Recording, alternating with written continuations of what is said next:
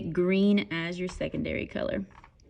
The last thing we want to do for our video is some stippling, scumbling, and feathering. So when we do feathering, we can jump over here and do it first. You sort of want to do like a flick of the wrist. So if you grab a green, pretend you're putting feathers on something. You just want to flick of the wrist here. And this sort of reminds me of the pine pieces on a tree, like all the little pine needles. All right, there's some feathering, and we can come down here and practice feathering. Even though this is green, we can have a green feather. And we can sort of feather the other way as well. All right, there's some feathering.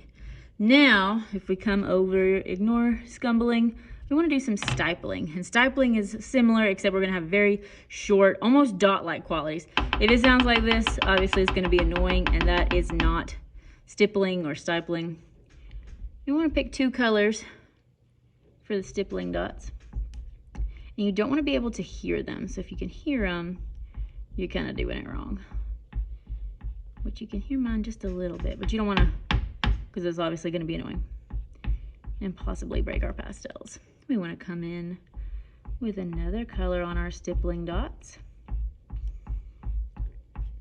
And the cool thing when we're doing texture, so we're not going to blend these. We want to leave feathering the way it is to show texture. We want to leave stippling dots just the way they are to show texture.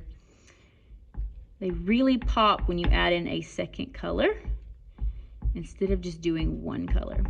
And so now I want to come to my little porcupine. I'm going to add some stippling dots all over him.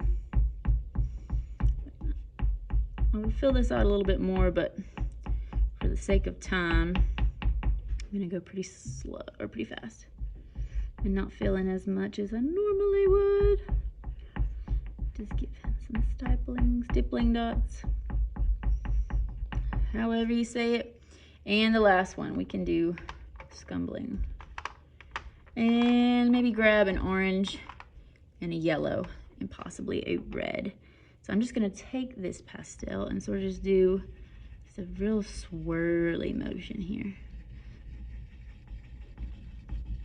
And now to accent it, I may come in with some yellow pieces and sort of just get the curve area to sort of bring out the colors.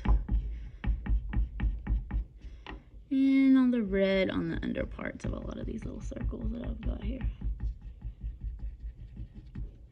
Now we can sort of make some Ronald McDonald hair. So I'm going to come in and do my scumbling effect.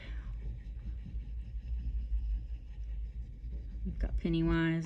I'm gonna come in, add a little yellow to his hair. And we want to show texture. We want to show those individual hair strands, fibers. He's looking a little messy, but that's okay. He's a crazy clown. There we go. And we have texture here. It really makes it pop when you bring in those extra colors, and just for fun. Whew. It's hard to draw with this. There we go.